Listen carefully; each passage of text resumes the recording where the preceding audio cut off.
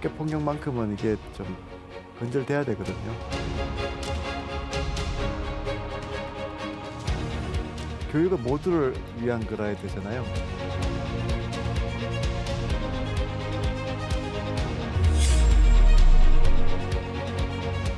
모든 아이들이 국가가 사회가 필요한 인재를 키우겠다 하는 게 이제 맞춤 교육의 큰 방향입니다.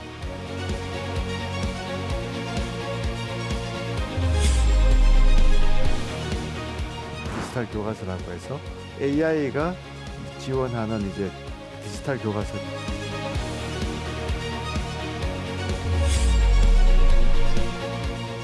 그냥 통합만 한다는 게 중요한 게 아니고 어디서나 이제 질 좋은 보육 교육을 받아야 돼요.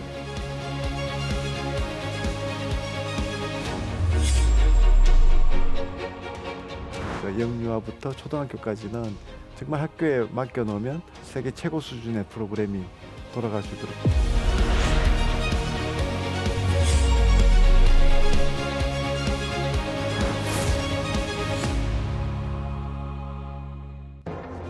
국민의 삶을 풍요롭게 하는 정책 각 부처 장관들이 여러분께 직접 알려드립니다. KTV 국정대답 국민이 묻고 장관이 답하다 진행을 맡은 유정현입니다. 반갑습니다. 대한민국이 지금과 같은 성장을 이룰 수 있는 가장 큰 비결 뭐라고 생각하십니까? 대한민국 돈도 없었어요. 자원도 없었어요. 아무것도 없었는데 오직 있었던 건 사람뿐입니다.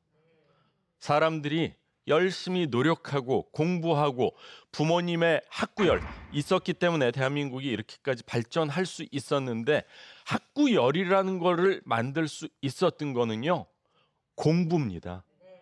대한민국에 있어서 이 공부와 관련된 모든 책임을 지고 있는 부처가 있죠. 바로 교육부입니다. 자, 오늘은요, 국민들의 가장 큰 관심사 교육 문제에 대해서 여러분의 궁금증 하나하나 풀어드리도록 하겠습니다. 자, 사회부총리 겸 교육부 장관을 맡고 계신 이주호 장관님을 모시겠습니다. 큰 박수로 환영해 주십시오. 어서 오십시오. 반갑습니다. 자리하시죠. 자, 오늘 함께 하신 방청객 여러분과 시청자 여러분께 인사 부탁드리겠습니다. 교육 정책을 맡게 돼서 어깨가 무겁고요. 또 사회부총리로서 역할도 굉장히 크다고 생각합니다. 지금 여러분들 궁금증을 최대한 풀어드리도록 노력하겠습니다. 자, 여러분께서 뭐 아시는 분은 아시겠지만 이주호 장관님은요, 대한민국 건국 이래 교육부 장관을 2번 역임하신 유일한 분이십니다. 한 분 계셨고 두 번째 이제 10년 만에 다시 교육부 수장을 하셨는데 학사, 석사, 박사를 다 경제학을 전공을 하셨습니다. 경제학자에서 교육 전문가로 변신하고 싶어서 마음대로 변신되는 건 아니거든요. 그렇지만 계기가 좀 있었을 것 같은데요. 네, 노동경제학에 이제 또 교육경제학 분야가 있습니다. 사실은 교육 분야를 연구를 했었고요. 그렇지만 경제학자로서의 이제 그 접근 방식은 경제 성장에 중요한 그 엔진이 교육이다. 또 이제 형평성을 높이기 위한 가장 중요한 수단이 이제 교육이다 하는 그런 큰 이제 거시적인 관점에서 이제 경제학자들이 연구를 하고요. 뭐 교육 과정이나 뭐 이런 이제 정말 교육 내용들은 또 실무를 하면서 많이 익혔습니다. 그렇군요. 지금 뒤에 있는 경제학자에서 교육 전문가로 해서 인재되고 내신 책인 것 같기도 하고. 제가 그 편집한 책입니다. 그리고 지금 왼쪽 있는 거는 KDI 계실 때 사진인 것 같아요. 다시 돌아와서 KDI 있을 때고요. 그렇군요. 자, 제가 아까 말씀을 드렸죠. 대한민국 건국 이래 교육부 장관을 2번 하신 분은 유일한 분이시다, 이렇게 말씀을 드렸는데, 처음 교육부 장관을 맡았을 때와 두 번째 제의가 왔을 때 또 수락했을 때 마음가짐은 조금 달랐을 것 같은데 어떠신지요? 네, 두 번째 할 때가 훨씬 더 좀 어깨가 무거웠던 것 같습니다. 그랬을 것 같아요. 이제 얼마나 어려운 그 일인지를 이제 잘 알고 있으니까요. 사실 쉽지 않은 결정이었는데, 뭐 또 제가 또 쭉 교육적으로 이렇게 노력을 해왔으니까 또 한번 국가를 위해서 봉사해 보겠다는 생각으로 하게 됐습니다. 그렇군요. 자, 두 번째 교육부 장관 시절 지금 사진입니다. 딱 봤을 때 알만한 사진.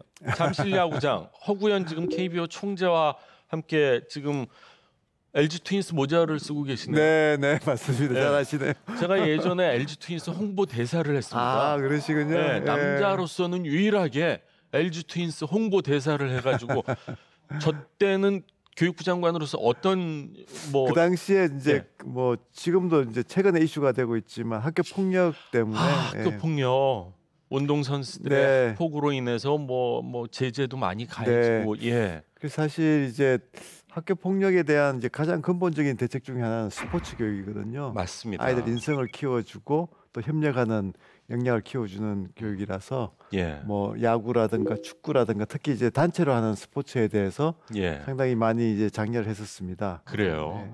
그렇군요. 지금 위에 두 사진이요. 첫 번째 교육부 장관을 하셨을 때 사진이고요. 아래 두 사진은 현재 교육부 장관 맞습니다. 하실 때 10년 차인데 얼굴에 변화는 전혀 없으십니다. 네, 진짜 전혀 없으시고 괜한 말씀이시고요. 위쪽 사진은 서울역인 듯한데요. 10년 전이니까요. 서울역에서 이제 인성 캠페인을 했습니다. 인성 캠페인을요. 인성도 실력이다 이렇게 해가지고요. 구정인가 했을 때 그렇네요. 제가 이제 그 서울역에 가서 이렇게 그 캠페인을 하는 장면인 것 같습니다.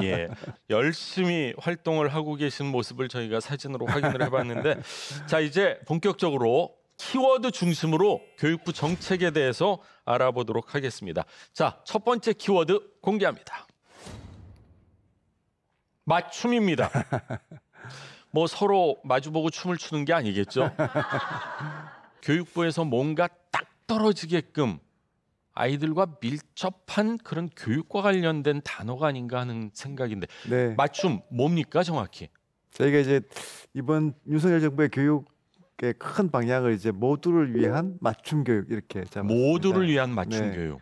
그러니까 이제 사실 교육은 모두를 위한 거라야 되잖아요. 모든 아이들이 한 명 한 명이 다 반드시 성공해야 되는데 실제로 이제 기존의 교육 방식은 이제 맞춤 방식이 아니고 소위 붕어빵 이제 공장형이죠. 그러니까 이제 대량 생산 하나의 모델을 이제 모든 아이들에게 다 이제 똑같이 적용을 시키니까 사실 아이들의 뭐 역량이나 적성이나 개성이 다 틀린데 교실에 가면 똑같은 공부를 해야 되잖아요. 그래서 이제 그거는 더 이상 이제 21세기 이제 수업이 아니다고 해서 대안으로 이제 맞춤 학습을 저희들이 이제 제안을 한 거고요. 세계적인 추세이기도 합니다. 그래서 이제 학생들에게 맞춰줘야 되고 또 가정도 많이 틀리잖아요. 요즘은요.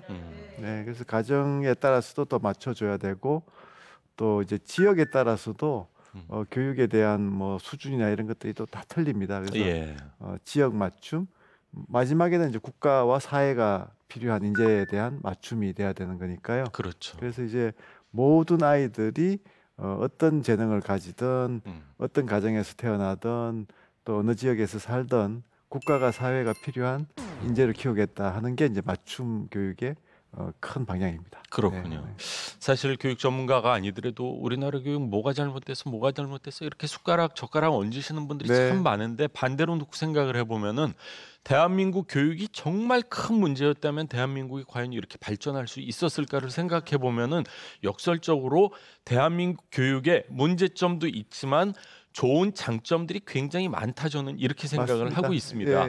하지만 또 현장에서는 또 이런저런 불협화음적인 요소가 나오는 게 현실이거든요. 교육 개혁 과제들이 너무 급하게 진행되는 거 아니냐. 이 교총에서 디지털 기반 교육 혁신의 경우 시범 운영을 하는 데 있어서 현장과 좀 이렇게 동떨어져서 진행되는 것 같다 이런 반발의 목소리도 있는데 제가 좀 늦게 임명이 됐잖아요. 다른 장관님들에 비해서 11월 7일 날 임명이 됐으니까 이제 바로 업무 보고를 해서 이제 올해 그 이제 계획을 발표를 해야 되고 그래서 조금 이제 속도를 낼 수밖에 없었고요. 제가 이제 첫 번째 장관 할 때 워낙 빨리 많은 걸 하려고 했기 때문에 사실 그게 이제 또 저렇게 또 빨리 하는 거 아니냐 하는 저 우려들을 많이 하셔서 좀 어쩔 수 없는 그런 상황이지만 최대한 소통 많이 하겠다고 해서 예. 아까 현장도 많이 방문하고 또 의견들도 많이 가능하면 최대한 많이 듣고 그렇게 해서 반영하려고 지금 하고 있습니다. 그렇군요. 네. 그런 부분에 있어서 잘못된 부분 그리고 또 내부적으로 조금씩 불만의 목소리 같은 것도 조금 더 귀 기울여 주십사 부탁의 말씀을 드리도록 하겠습니다. 네. 자, 이번에는요. 오늘 함께해 주신 방청객 여러분들의 질문을 좀 받아보도록 하겠습니다. 질문하실 분 이쪽 먼저 기회 드리겠습니다. 제일 먼저 드셨네요. 저기 네. 학교에서 AI를 활용한 디지털 교육을 한다고 들었는데요. 구체적으로 예. 어떤 건지 궁금합니다. 네, 교실에서 이제 아이들이 수업을 할 때 그 아이들의 수준이나 이런 그 재능이 다 다르거든요. 그게 다 다른데 수업은 똑같이 진행을 하니까 그렇죠. 이제 좀 수준이 낮은 아이들 같은 경우는 이해를 잘 못하는 경우도 많고 또 이제 수준이 높은 아이들은 재미가 없을 수도 있죠. 그래서 이제 선진국에서나 이제 최근에 이제 큰 변화는 교실에서 아이들이 다 다른 내용을 공부할 수 있도록 하는 거거든요. 그걸 하려면 이제 1인 1 디바이스라고 해서 디지털 디바이스에서 같이 이제 스크린을 보면서 아이들이 학습을 하고 선생님은 뒤에서 이제 이렇게 코치를 해주거나 그리고 아이들이 함께 뭘 만들어 가거나 하는 프로젝트를 하게 하거나 하는 건데 그런 학습 내용들을 이제 AI가 이렇게 이제 그런 이제 디바이스에서 그 소위 코스웨어라고 하는데 아이들이 그걸 같이 공부할 수 있도록 그런 이제 AI가 지도를 해주는 거죠. 그러니까 우리가 이제 쉽게 얘기하면 AI 보조교사라고 이제 표현을 하는데요. 그러니까 AI 보조교사가 그 교실에 예를 들어서 아이들이 한 30명 있으면 30명의 보조교사가 각각 있는 셈이 되는 거거든요. 그러니까 정말 이제 여러분들이 그 어릴 때 공부하던 모습하고는 완전히 달라지는 거거든요. 예. 뭐 요즘 이제 챗GPT가 나와서 아이들에게 이제 답을 하게 만드는 거는 사실은 AI나 챗GPT가 훨씬 잘하잖아요. 그러니까 이제 아이들이 좋은 질문을 하게 훈련을 시키는 게 중요하거든요. 그래서 예. 그런 것들을 이제 교실 수업에서 해야 되니까 그야말로 교실 혁명이죠. 그래서 큰 변화인데 우리가 조금 늦은 면이 있어요. 그래서 이제 그거를 이제 윤석열 정부 기간 내에 좀 하겠다는 거고 특히 이제 디지털 교과서라고 해서 AI 디지털 교과서라고 해서 AI가 지원하는 이제 디지털 교과서가 있는 거죠. 그래서 아이들이 디바이스를 열면 그 안에 과거에는 교과서가 책이잖아요. 근데 이제는 코스웨어 형태로 그렇죠. 들어가 있는 거죠. AI가 들어가 있다고 보시면 됩니다. 그래서 이제 우리가 2025년까지 영어, 수학, 코딩 교육 이 세 과목은 일단 먼저 이제 디지털 교과서를 AI 디지털 교과서를 만들어서 보급하겠다 이런 계획이 있습니다. 그렇군요. 네. 지금 장관님께서 말씀하신 대로 뭐 능률적으로 이제 아이들이 배우면서 지루하거나 조금 내가 실력이 떨어져도 따라갈 수 있게끔 환경을 조성하겠다 이런 느낌을 받았습니다. 자, 계속해서 이쪽에서 한번 질문을 받아볼까요? 예.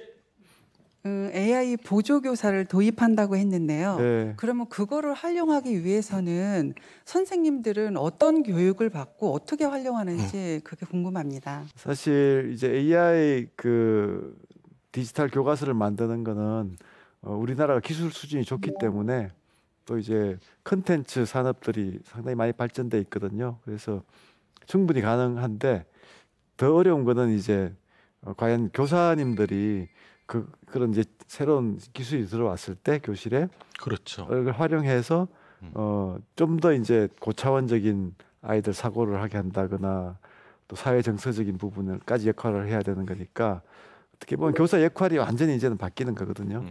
그래서 교사님들하고 대화해 보면 한국말로 가르치다가 갑자기 영어로 가르치는 것처럼 되게 굉장히 어려울 것 같다 이렇게 많이들 말씀하세요. 그래서 교사님들에게 가장 필요한 건 일단은 어떻게 하는지를 알려 드려야 되잖아요. 그렇죠. 그래서 이제 연수를 대대적으로 할 거고요.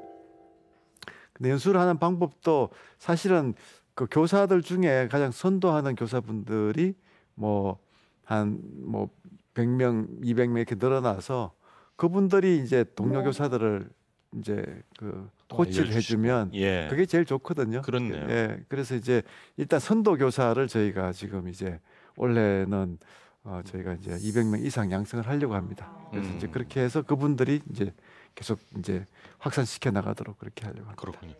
선생님들 입장에서는 이제 예전에 가졌었던 지식만 가지고 아이들을 가르치는 시대가 아니라 뭔가 또 새로운 환경을 배워야 되기 때문에 선생님들을 잘 교육하고 설득하는 작업도 굉장히 중요하겠다는 생각이 드네요. 네.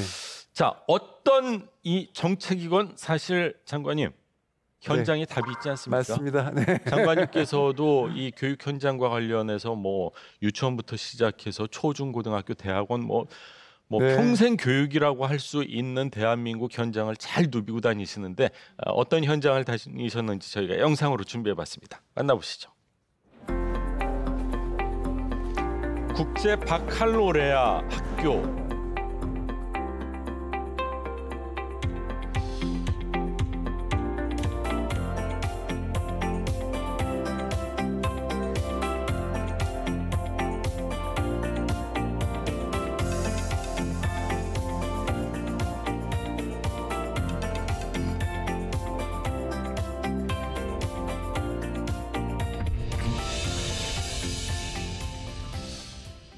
네, 국제 바칼로레아 IB 교육.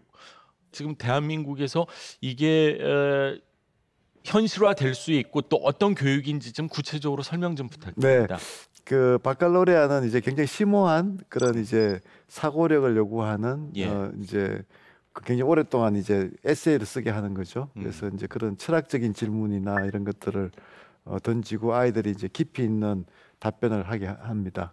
주관식이고 서술형이죠. 인터내셔널 국제라고 붙여서 이제 IBO라고 합니다. 인터내셔널 바칼로레아 오르가니제이션이죠. 그래서 이제 스위스의 그 조직이 있는데 그렇군요. 이제 그런 내용으로 이제 전 세계적인 이제 교육 과정을 만든 거죠. 모든 아이들에게 다 적용될 수 있도록. 그래서 이제 이게 뭐 일본에서도 시작을 했고 지금 이제 많은 나라들이 이제 하고 있습니다. 그래서 특징은 이제 입시가 그렇게 심오한 이제 질문을 하면 사실 그 중고등학교에서 그 연습을 해야 되잖아요. 학습을. 그러니까 그게 입시뿐만 아니고 그 교육 과정, 교육 내용에 대한 그 굉장히 많은 연구를 해서 그게 이제 일종의 이제 표준화가 돼 있는 거죠. 그래서 그걸 이제 세계적으로 이제 전파하고 있고 그 다음에는 교사들 훈련입니다. 이걸 하려면 교사들이 이제 다 훈련을 받아야 되니까 가르치는 것도 그렇게 가르쳐야 되고 또 이걸 어떻게 채점하는지도 선생님 채점한 선생님에 따라서 너무 다르면 안 되잖아요. 그렇죠. 아무리 주관식이지만. 맞습니다. 그래서 그게 다 이제 훈련을 받으면 거의 뭐 주관식이고 긴 에세이지만 선생님에 따라서 큰 차이가 없이 다 그렇게 되거든요. 그거를 IBO라는 국제기구가 인정도 해주고 그 수준이 이제 맞아야지 이제 그걸 인정을 받거든요. 동아시아 국가들이 교육열이 굉장히 높고 하지만 너무 좀 주입식이고 이게 암기 위주잖아요. 그래서 이 사고력이 좀 키워지지 않는다는 이제 비판이 많은데 이제 그래서 일본이 시작을 하니까 한국에서도 우리 한번 해보자 해서 이제 대구시는 이미 이제 상당히 많은 학생들이 지금 하고 있고 아까 제가 방문한 대구 이제 4대 그 부중이 사실 그 선도적으로 하고 있는 학교거든요. 그렇군요. 그래서 가봤는데 그 저는 학교 방문 많이 하는데요. 그 좋은 학교와 안 좋은 학교의 큰 차이점이 뭔지 아십니까? 좋은 학교는 아이들 질문이 많지 않을까요? 네, 그것도 있죠. 일단 아이들 표정이 되게 밝아요. 좋은 학교에 가보면. 그래서 굉장히 이 학습이라는 게 즐겁거든요. 그렇네. 학교 오는 것 자체가 즐거우니까 표정이 밝을 수밖에 없죠. 표정이 너무 밝더라고요. 그래요. 한국에서도 이게 되는구나 하는 걸 굉장히 좋은 사례를 봤습니다. 우리가 또 뭘 도입을 하면은요 잘 적응을 해가지고 발전시키는 거에는 또 남다른 탁월한 능력이 있으니까 아마 잘 되지 않을까 하는 생각이고요.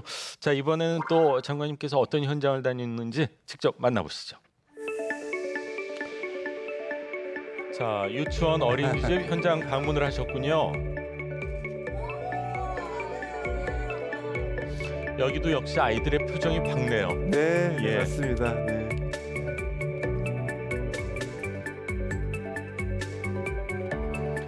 늘봄 학교 관련 현장 방문을 또 하셨고요.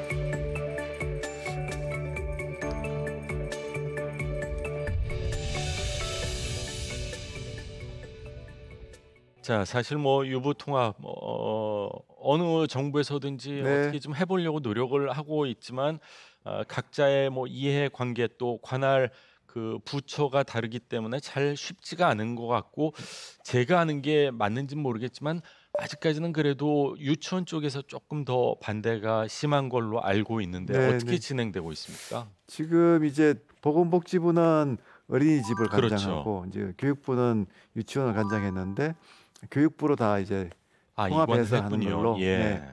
이제 그거를 2025년까지 이제 한다는 약속을 한 거고요. 예. 그걸 추진하기 위해서 이제 유보 통합 추진단이라고 해서 이제 교육부 내에 두고 복지부의 국장님이 이제 오셨습니다. 그렇게 예. 해서 이제 큰 틀에서 이제 부처 간의 통합은 이제 거의 다 이제 그 합의가 됐고요.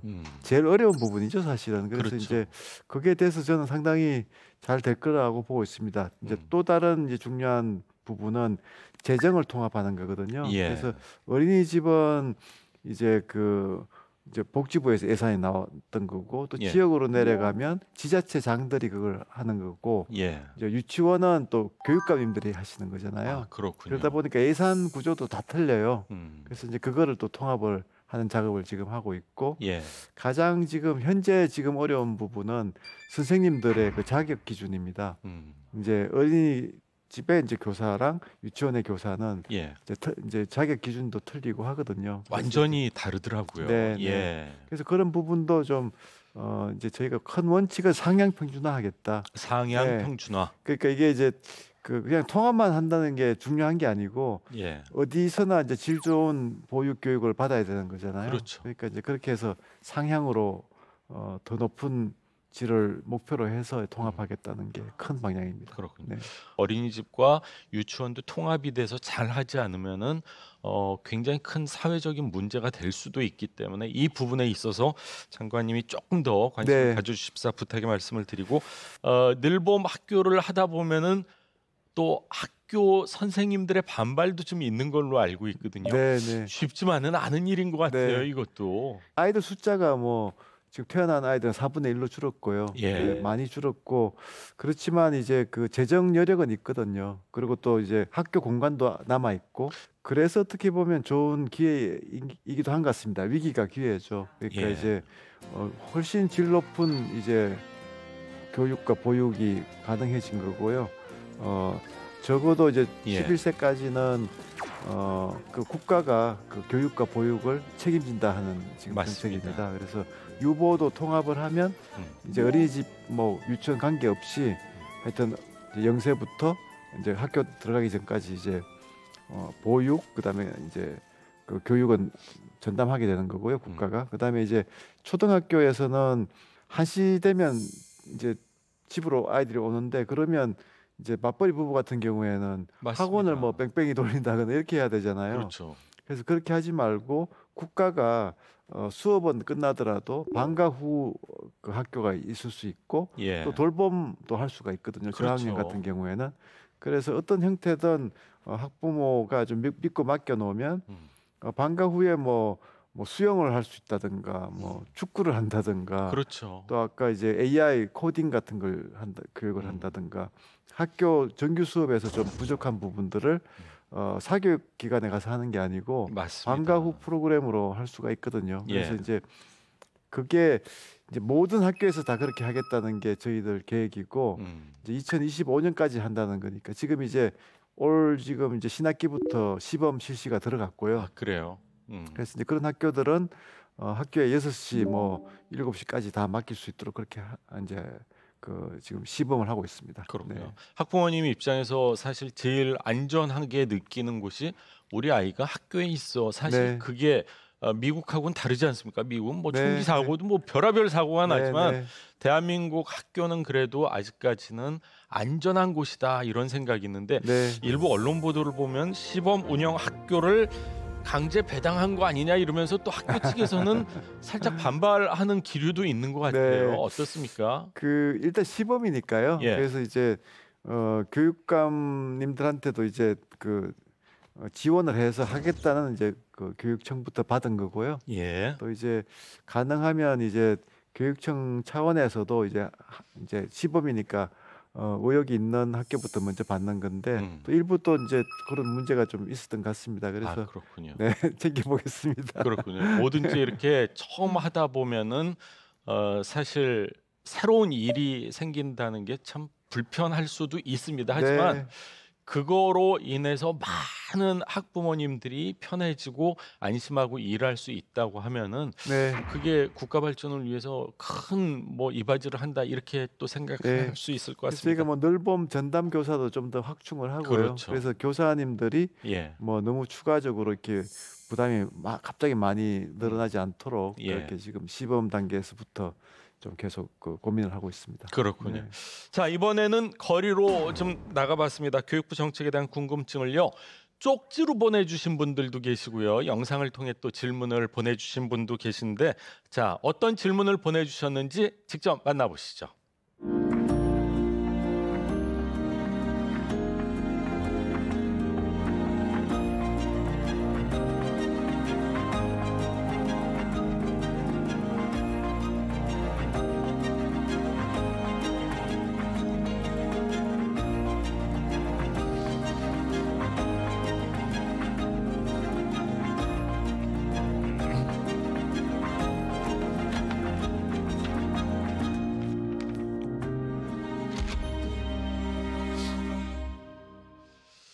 자, 많은 국민들이 교육부 장관님께 질문이 있어서 쪽지로 또 영상으로 네. 질문을 보내주셨습니다. 먼저 질문 상자를 좀 가져다 주시죠.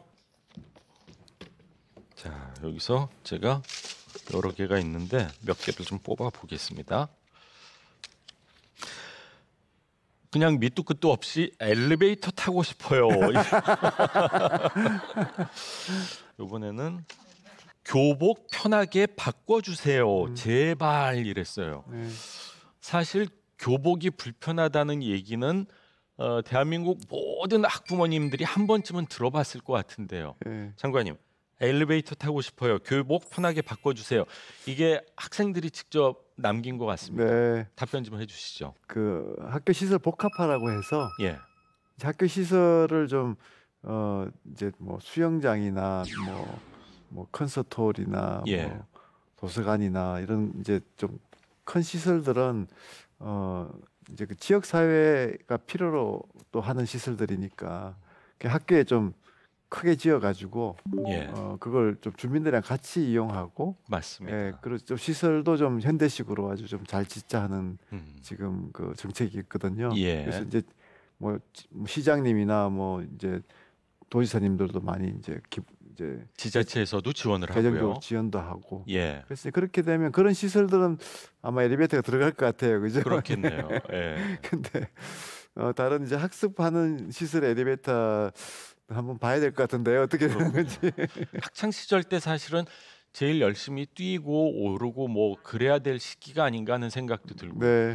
교복 문제 좀 얘기해 주시죠. 교복은 뭐 계속 제가 처음 장관할 때도 이슈가 됐던 거고요. 예, 아무래도 좀 이제 그 아이들이 이제 자유로운 복장을 원하잖아요. 예. 그래서 이제 또 학교 측에서는 그런데 이제 좀 또 이제 학교니까 또 이제 그 전통적으로 입던 교복이 있는 거고. 그리고 또 사실 위화감도 살짝 조성을 할 수가 있어요. 사복을 입다 보면. 네, 맞아요. 그런 문제도 있고 해서 그걸 이제 정책적으로는 그 학측에서 각각 학교들이 정하게 돼 있습니다. 그러니까 예. 뭐 모든 학교가 교복을 어떻게 하라 그런 게 아니고. 그렇죠.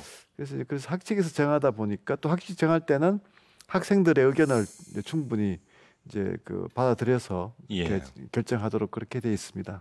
그래서 아마 학교에 따라서는 조금 전향적으로 뭐 평상복하고 병행하는 학교들도 생겼고요. 예. 그래서 이제 뭐 어떻게 보면 학교 자치죠. 학교에서 좀 뭐 학생들이 좀 그러면 같이 의견을 모아가지고 교복을 어떻게 할지에 대해서 좀 같이 논의해서 민주적으로 결정하고 이런 건 좋다고 봅니다. 그렇죠. 그래서 물론 이제 그 결정할 때는 학생들만이 주체가 아니고 이제 교사들이나 물론이죠. 학부모들이 맞습니다. 이제 예. 다 함께 해야 되지만요. 예. 그래서 전통을 살려가면서 교복도 하지만 조금은 더 편해질 수 있도록 네. 학교 측에서 관심을 가져주면 좋을 것 같습니다. 네, 자, 이번에는 장관님께서 직접 한번 좀 네, 네, 네, 하나 뽑아서 네. 제일 위에 있는 거를 딱 뽑으셨습니다. 예. 어떤 질문이 있나요? 대학이 너무 많아요. 대학이 너무 많아요. 대학 좀 줄여야 하지 않을까요? 아, 굉장히 그 민감한 주제. 민감한 주제고 사실 1년에 태어난 아이가 25만 명이 네. 안 되는 초유의 사태가 지난해 벌어졌습니다. 그러면은 학교 정원 뭐 대비 이렇게 하다 보면은 앞으로 대한민국에서 스스로건 아니면은 문을 닫아야 될 대학을 숫자를 상상을 해보면 이거는 정말 끔찍한 일이 벌어질 수도 있는 상황이거든요. 교육은 나라 살리는 지역 균형 발전의 핵심입니다. 특히 지역 대학의 역할이 매우 중요합니다. 지역의 강점, 비교 우위와 성장 동력을 찾아내서 힘을 모을 때 진정한 지방 시대를 열어갈 수 있습니다. 크게 보면 두 가지인데요. 첫째는 대학이 이제 고등학교 졸업한 아이들을 이제 교육하는 기능도 있지만 평생 학습 기능이 있잖아요. 그렇죠. 그러니까 이제 직장 다니다가도 요즘은 뭐 AI니 뭐 메타버스니 새로운 기술들이 워낙 많이 나오니까 계속 공부해야 되거든요. 예. 그러니까 이제 그런 이제 평생 학습의 기회를 계속 좀 주는 기관으로 이렇게 변모를 하는 거죠. 그러니까 뭐 학사 과정도 있지만 평생 그 교육 기능도 좀 더 강화해서 하는 부분이 있고 또 이제 해외 학생들이 한국에 관심 많거든요. 요즘은 많이들 왔었는데 이제 코로나 때문에 좀 힘들었었죠. 다시 또 오고는 있는데 그 요즘 특히 이제 K 컬처나 뭐 K 뭐 컨텐츠나 이런 쪽으로 해서 관심 있는 학생들이 많으니까 좀 적극적으로 해외 학생들을 근데 해외 학생들이 좀 충분히 제대로 공부할 수 있는 또 대학의 그런 이제 변화가 좀 약하거든요. 그래서 이제 대학의 기능이 그런 쪽을 다 수용하도록 변화한다면은 그게 또 위기가 기회가 되는 거죠. 맞습니다. 대학의 기능이 훨씬 더 이제 다양화되니까. 그래서 그게 이제 큰 방향이고 두 번째 방향은 이제 그래도 여전히는 많기 때문에 좀 이제 구조조정을 해야 되거든요. 그래서 이제 퇴출을 해야 되는데 이번 기회에 이제 좀 그 퇴출할 대학들은 좀 정리를 해야 될 것 같습니다. 근데 지금 퇴출하는 대학들에 대한 법 제도가 아직까지 정비가 안 돼 있어요. 그래서 그걸 좀 정비를 좀 빨리 국회에서 법 통과를 시켜서 구조조정도 좀 과감하게 해야 된다고 생각합니다. 그렇군요. 구조조정을 시작한 지가 10년이 넘은 걸로 알고 있음에도 불구하고 출산율이 점점 낮아지다 보니까 뭐 퇴출할 그럴 수밖에 없는 상황에 몰린 10년 전만 하더라도 이제 앞으로 이렇게 10년 후에 이런 일이 일어나니까 미리 구조조정하자 이렇게 돼 있었는데 지금은 이제 바로 이제 턱 앞에 있는 거거든요. 맞습니다. 그러니까 좀 더 이제 강하게 구조조정을 해야죠. 그렇군요. 자, 장관님 하나만 뽑아주시죠. 대한민국 경제 위기, 경제를 산업 인재 양성 절실 이렇게 돼 있네요. 그렇군요. 네. 좀 생각보다 어려운 질문인 것 같아요. 중요하죠. 뭐 크게 이것도 이제 두 가지 방향인데요. 하나는 이제 아이들이 이제 정말 미래에 필요한 그 진로를 선택을 해야 되잖아요. 그래서 이제 그 진로를 잘 선택할 수 있도록 해야 되는데 지금 대학 교육은 너무 좀 벽이 많거든요. 전공에 들어갔는데 그 전공이 자기하고 안 맞으면 이게 다른 선택의 여지가 좀 적잖아요. 그래서 이제 해외에서는 1학년 때는 대학이 이렇게 무전공으로 해서 그냥 기초학부 형태로 해서 좀 그냥 다 받아서 이제 1학년 때 좀 이렇게 과목 들어보고 전공을 2학년 때 선택을 한다거나 이렇게 하면 조금 더 이제 그 아이들이 이제 미래에 필요한 또 자기 적성에 맞는 그런 진로를 선택할 수가 있거든요.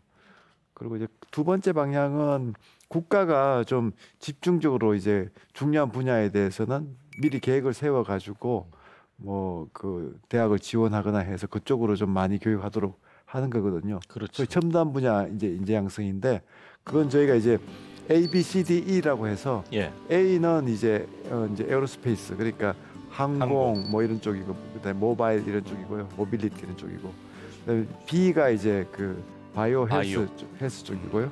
C가 이제 컴포넌트라고 해서 이제 뭐 반도체 이런 쪽입니다. D는 디지털. 뭐 AI 뭐 이런 거고 E가 이제 에너지 환경인데요. 뭐 보시면 다 이제 그게 최근에 많이 이제 수요가 있고 이제 미래 산업이라고 이제 예측되는 것들이라서 이런 분야에 대학들이 좀 앞서서 인재 양성을 할 수 있도록 저희가 정부가 이제 지원하려고 합니다. 그렇군요. 네. 근데 제가 생각할 때 대학과 산업 간의 그 불균형이라고 해야 될까요? 네, 이걸 네. 좀 빨리 해소해야 되지 않을까요? 하는 생각인데. 네. 그래서 사실 이제 대학이 이제 그렇게 변화를 빨리 못하는 부분이 또 있고요. 예. 그런 부분을 또 정부가 오히려 또 규제가 그걸 발목을 잡는 경우도 있거든요. 그래서 정부는 정부대로 이제 교육부가 규제 개혁을 하고 대학은 대학대로 이제 그렇게 이제 빨리 변화할 수 있도록 그렇게 이제 혁신을 해 나가야 되는 거니까 예. 이제 그런 이제 소위 대학의 혁신이 좀 잘 이루어질 수 있도록 그런 생태계를 정부가 좀 잘 만들어 드리는 게 중요할 것 같아요. 그렇군요. 네. 원고에는 없지만 네. 제 주변에 이제 교수들이 하는 얘기가 반도체나 이렇게 뭐 IT 관련 컴퓨터 네네. 관련한 교수를 뽑으려고 하면은 네네. 일반 기업체와 대학 교수의 연봉 차이가 너무 나니까 네.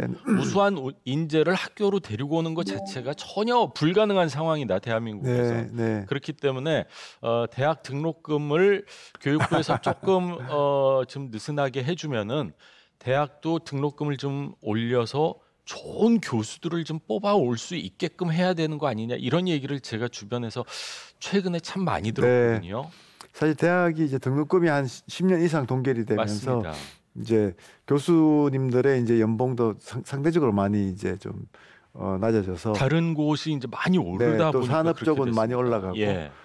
그 부분에서 이제 진짜 좋은 교수님들을 산업계에 소위 뺏기는 거거든요. 예. 대학 입장에서 보면 그래서 이제 결국은 이제 그 대학이 그런 좀 재원을 확충할 수 있도록 해드리는 거니까 예. 뭐 계속 했던 얘기지만 이제 등록금으로 재원을 확보하기보다는 예. 다른 쪽에서 재원을 많이 가져와서 하면 학생도 부담 안 되고 좋잖아요. 그러니까 예. 이제 대학이 뭐 여러 가지 다른 재원을 확보할 수 있도록 지금 저희가 규제를 풀어드리고 있습니다. 그래서 뭐 그렇군요. 대학이 지금 뭐 몇십만 평씩 큰 이제 캠퍼스를 가지고 있잖아요. 그러면 예. 최근에는 그런 큰 땅이 필요 없으니까 그걸 팔아서 예.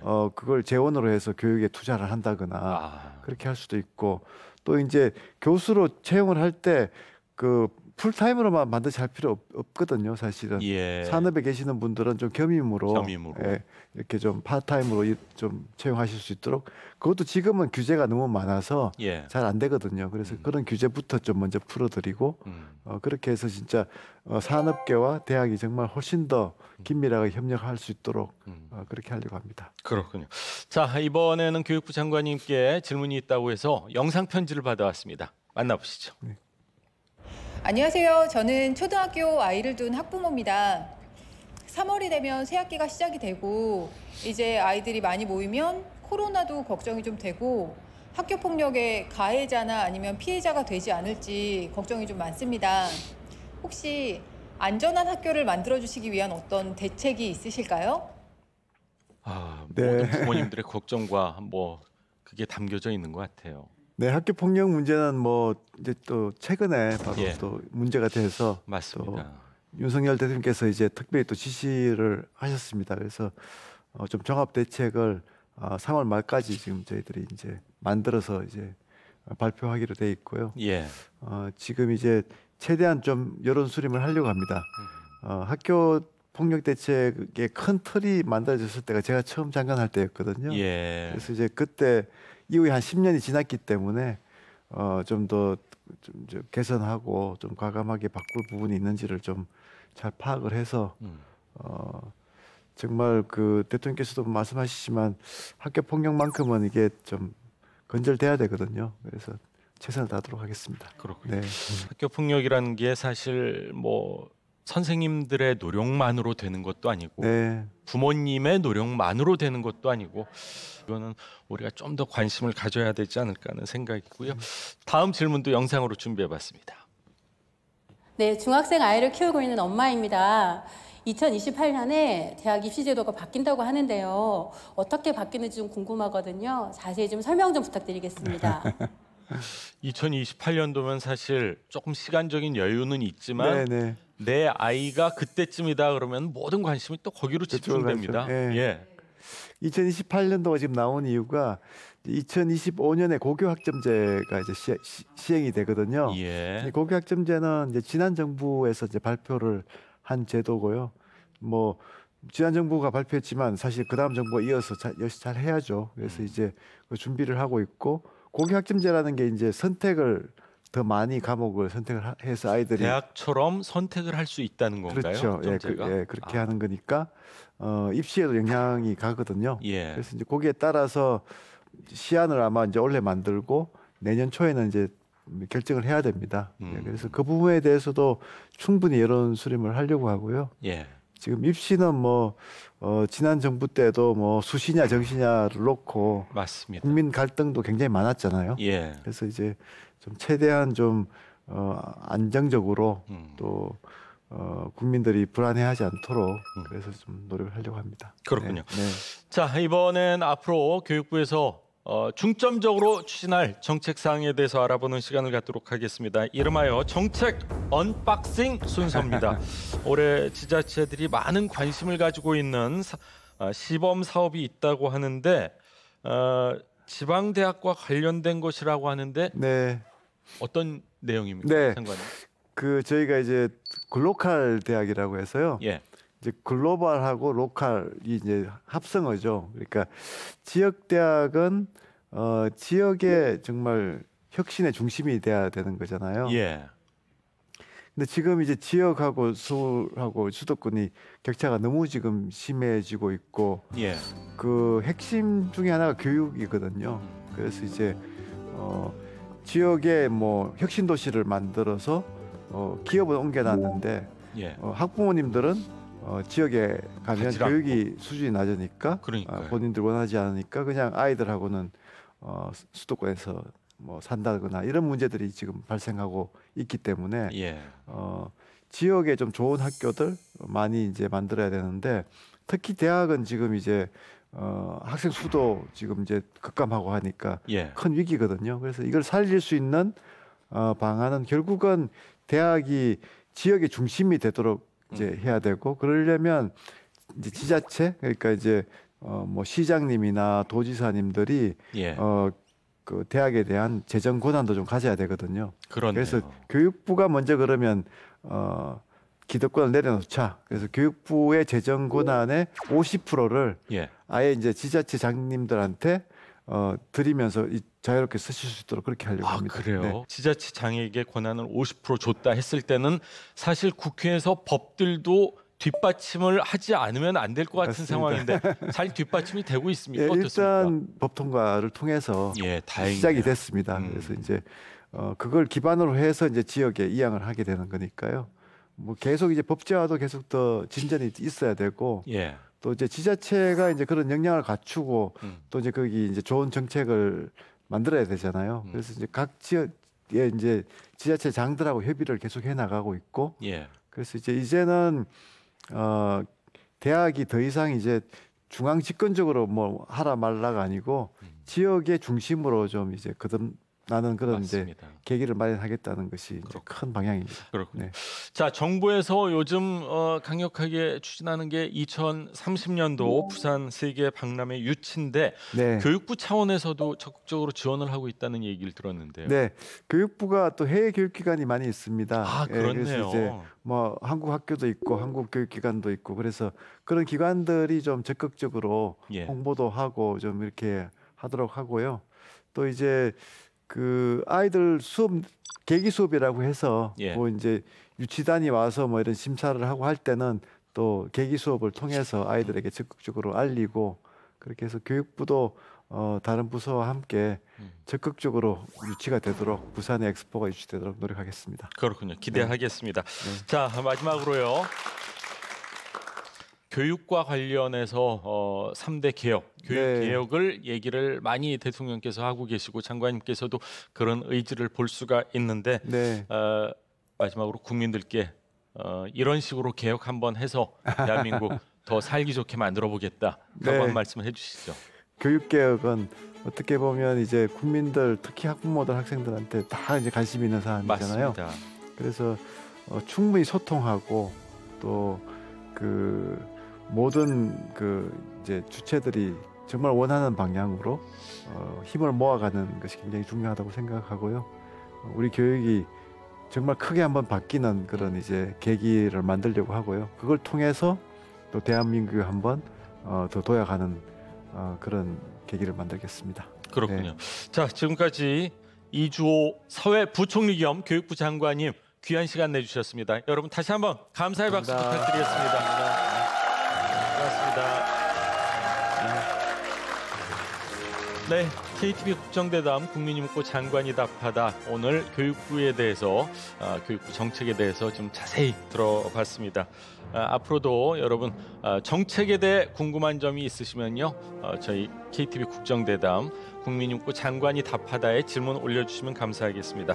그리고 유튜브 검색창에요, 정책 플랫폼 치시면 다시 보기 기능이 가능하니까요. 많은 시청 부탁드리겠습니다. 자, 저는 다음 이 시간에 다시 찾아뵙겠습니다. 함께해 주신 여러분 감사합니다.